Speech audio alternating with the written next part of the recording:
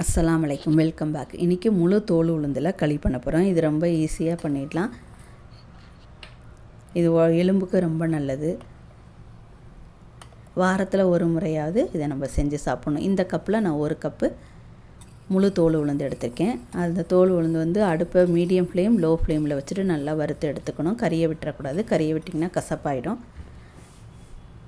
இப்போ உளுந்து நல்லா வறுபட்டுருச்சு. இப்போ உளுந்தை மாற்றிட்டு அதே கப்லையே 1/4 கப்பு அரிசி, நீங்கள் பச்சரிசியோ புழுங்கரிசி எது வேணாலும் எடுத்துக்கலாம்.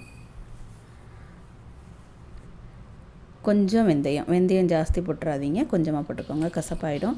வெந்தயம் போட்டிங்கன்னா நல்லா டேஸ்ட்டாக இருக்கும். இதையும் லோ ஃப்ளேமில் வச்சுட்டு நல்லா வறுத்துக்கணும். வறுத்துட்டு ஆறினதுக்கப்புறம் வறுக்கிறப்பையே ஒரு 4 பாதாம் 2 முந்திரி போட்டிருக்கணும், போட மறந்துட்டேன். அதனால் இப்போ பொடி பண்ணுறப்ப போட்டு நல்லா பொடி பண்ணிவிட்டு, ரொம்ப பவுடர் மாதிரி பண்ண வேண்டாம், கொஞ்சம் கரகரப்பாக பவுடர் பதத்துக்கு முன்னாடி எடுத்துட்டிங்கன்னா போதும். இப்போ உளுந்து அளந்தோம்ல, அதே கப்பில் 3 கப்பு தண்ணி ஊற்றிருக்கேன்.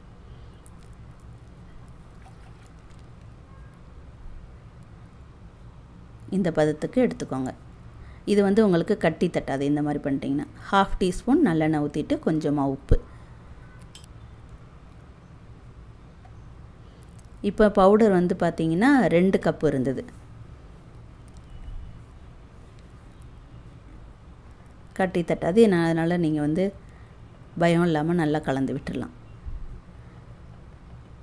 நல்லா கலந்து விட்டுட்டு தண்ணி கொஞ்சம் வற்றினதுக்கப்புறம் அதே கப்பில் 1 கப்பு வெள்ளைப்பாகு, மொத்தம் 3 கப்பு தண்ணி, 1 கப்பு வெள்ளைப்பாகு. நான் கருப்பட்டி தான் பாகு காய்ச்சி வச்சுருக்கேன். நீங்கள் கருப்பட்டி இல்லைன்னா வெல்லம் கூட சேர்த்துக்கோங்க.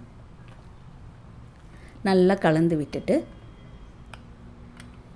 உங்களுக்கு சப்போஸ் இனிப்பு பிடிக்கலை அப்படின்னா நீங்கள் அந்த 1 கப்பு வெள்ளைப்பாகுக்கு பதிலாக இன்னொரு கப்பு தண்ணி சேர்த்துக்கோங்க. மொத்தம் 4 கப்பு தண்ணி சேர்த்துட்டு இனிப்பு இல்லாமல் செஞ்சுக்கலாம். நீங்கள் எது வேணாலும் காரம் வச்சுட்டு சாப்பிட்டுக்கலாம். சாம்பார் உங்களுக்கு எது பிடிக்குதோ அது மாதிரி வச்சு சாப்பிட்டுக்கலாம்.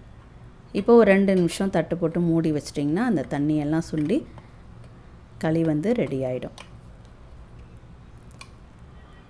இப்போ கையில் தண்ணி தொட்டு பார்த்திங்கன்னா ஒட்டலைன்னா களி வெந்துருச்சுன்னு அர்த்தம். இப்போ ரெடி ஆயிடுச்சு. அடுப்பை ஆஃப் பண்ணிவிட்டு ஒரு 5 நிமிஷம் மூடி வச்சுருங்க. மூடி வச்சுட்டு அப்புறம் நம்ம பரிமாறலாம்.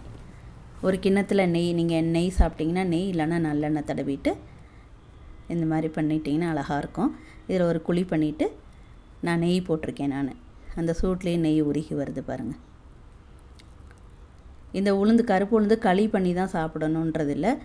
சாம்பார் பண்ணி சாப்பிட்லாம், இல்லைன்னா பருப்பு கடையல் பண்ணி சாப்பிடலாம். சப்பாத்திக்கு தொட்டுட்டு சாப்பிட்றப்ப நல்லாயிருக்கும். இதையும் நீங்கள் செஞ்சு பாருங்கள். எப்படி இருந்ததுன்னு கமெண்ட் பண்ணுங்கள், லைக் பண்ணுங்கள், ஷேர் பண்ணுங்கள், சப்ஸ்கிரைப் பண்ணுங்கள். தேங்க்யூ ஃபார் வாட்சிங்.